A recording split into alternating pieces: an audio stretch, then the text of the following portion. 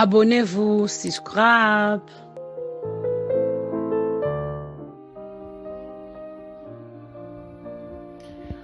Bonjour Bandeko, soyez les bienvenus à la chaîne Maman Liti. Merci de m'abonner pour soyez les bienvenus. Le tout ça là, on y a déjà. Tout ça là, J a fruits et légumes, tout ça là. Bandeko, il y a le bac nasalaki video na tosala dernièrement na lobe mambo ya kolia ba légumes na ba fruits eza bien vitamine C utaka mingi na ba légumes na ba fruits to liango na sema ba kisi oyo ya juice piso na oteka oyo wasala yango uniquement na ba légumes na ba fruits eza vraiment très bien bandeko soko lingi ya osoba ngo oleki na website na check wana oleki wana c'est vraiment très bien. Hello everyone, today I'll make a juice, half juice. Got food and vegetable here. Bandeko nazana carotte, na carotte, na la carotte na ngai. Naza na 3 apple na ngai. Mona pona nga. Naza na 3 apple. Naza na citron moko kaka na mutia. Naza na abomonia wa Tangawisi. Guys, I got here carrots, ginger, lemon, apple. That's 3 apples for my juice. It's a healthy juice. I need to take all the skin off. My apple, I don't take the skin off. I'll make the skin off, but the rest I'll take the skin off. Bandeko na pomme nanga na kolongola pour sauter. Mais na ba carottes Tangawisi nanga na citron na kolonga ba poso bandeko na kolonga ba poso na kolonga ba poso bon ba dosala machine ya ngwana tina machine déjà ya ngwana oyo na ochamo awa na verre donc toliaka yango surtout pona bana tala sai bino tozanga rango te ngana zanga rango te nazanga rango te magela bakisi na milaka pe oyo ya wana mena ndako nazanga rango te pour la bana biso ba mikolo nous avons dit malade et belé vraiment et tout on est makasi ba ba kanga susu biso na banga kwao to mela ka so mela obo le ba fruits ba na ba légumes ming ezo aider biso vitamine C ba ba ko so ba ki so vitamine C pesa na pembeni awa to osombi ba kiso o ba ochi ba fruits na kati c'est très important.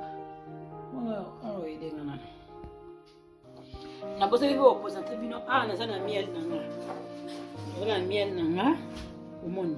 Na nga miel ya pe kitoko vraiment. Na miel nanga. Za kitoko miel. Tina style na kitoko. Nasombi miel na aide. I like this honey. It's nice. I bought na in Aldi shop that I bought this honey.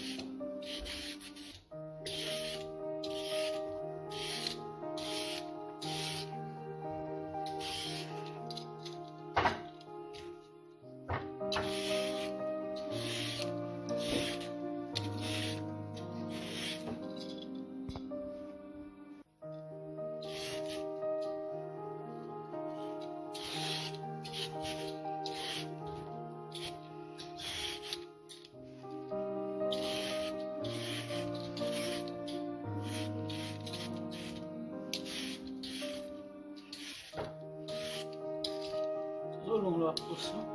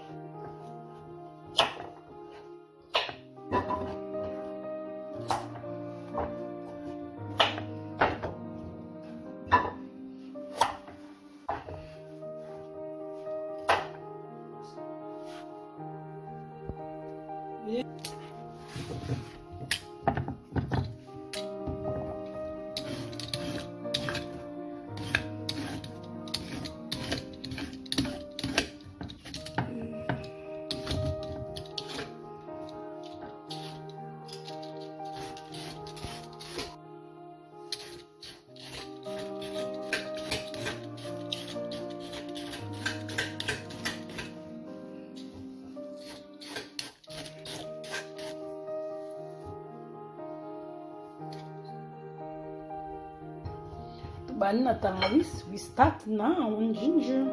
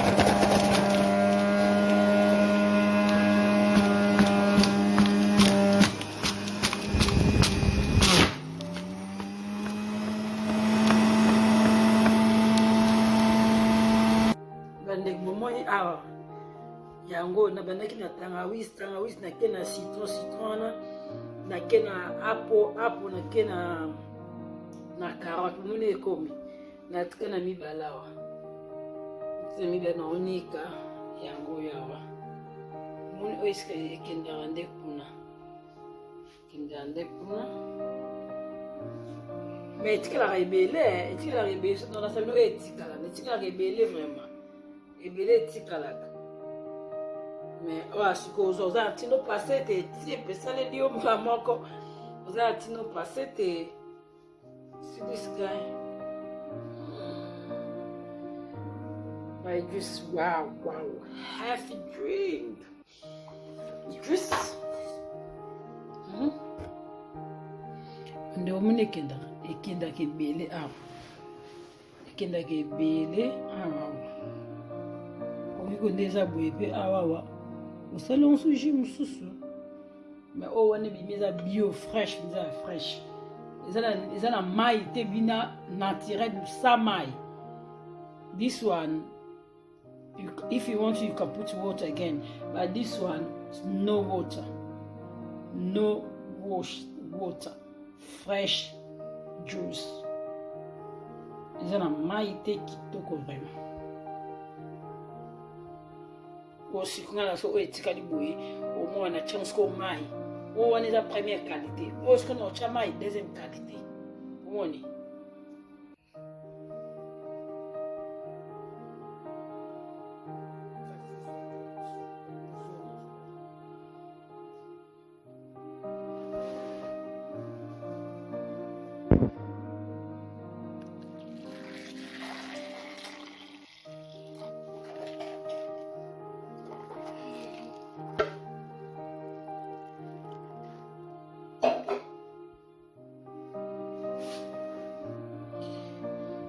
Bandeko nazongeli bino moni oyo ebimi na nsima yango oyo nga soki nasalaka ndeni nga nabwakaka yango te nasalaka ndeni moni ebimi boye biso ebimi yango minene misusu neti bajini tangawisi ezalaka mo makasi ebo mwa minene mwa mikie nga nasalaka ndeni nde eza boye nazwi yango susu natie yango na blender na ngai natie mai mokie na nika mpo na passoir wana nazwi deuxième qualité na nga oyo nde première qualité. Bon, nasala bon. Na ba coupe na ngawa, na ba glace na ngawa. Ba glace na ngawa ezali awa. No, this one I don't put this bean, and then I'll put a little bit of water, and then I'll put it to blend that, and after I'll get just juice. I don't put that the bean no. Now here, now, I'm gonna explain bean yango. Siko awa to zongi awa yango. Jina nga na omela na mélange yango esangana. Citron, this carrots, lemon, ginger, apple. Na mixango esangani. Po même na qualité bi esangani. Oyo eza na ezali carottes, pomme na citron na carottes, citron, pomme na tangawisi. Sorry, na tangawisi yango. Siko na mélange esangani. Oh, eza pas obligé de songo tia no miel te. Songo tia miel te o tia te. Ngaso na tia miel mukie. Mukie mukosu na sala yango pe na tia na miel te. Mais oh na ko na tia miel mukie kaka. Mingi te za mukie. Po eza da kitoko. Na tia miel mukie. I'll put a little bit honey if you want it. But sometimes I wanna make this one, I'll put no honey. But if you want it, you can put just a little bit. If not, you can leave it. Sometimes I can drink that out honey. Bon, citron là, juste la oignon qui est citron qui est. Ça c'est half tablespoon. Ça que 2000 lutu ya table. Qui est kaka. Ou de ya mon qui vraiment. J'aime que na baloli yango.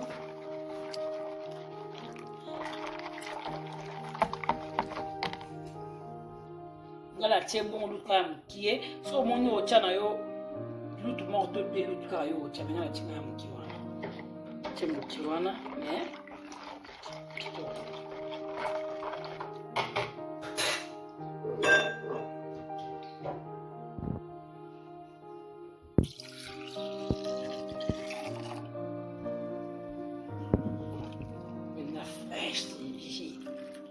Bamai fresh. Mbebele. Ni nga munene mbebele sokana kuna pamsa. Mbebele. Yango bunde bimi vraiment. Ebele.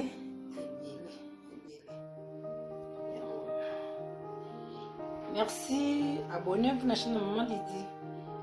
Abonnez-vous. Vous mettez la jus naturel. Can drink natural juice is so good for health. Subscribe. Bye.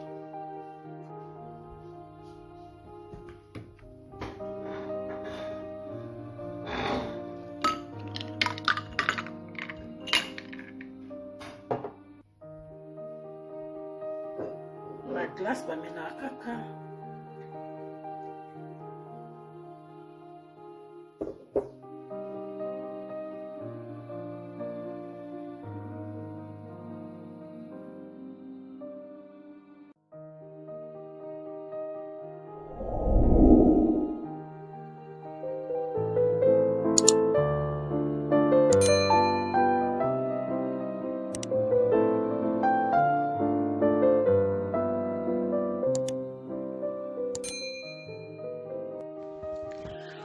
Abonnez-vous, subscribe.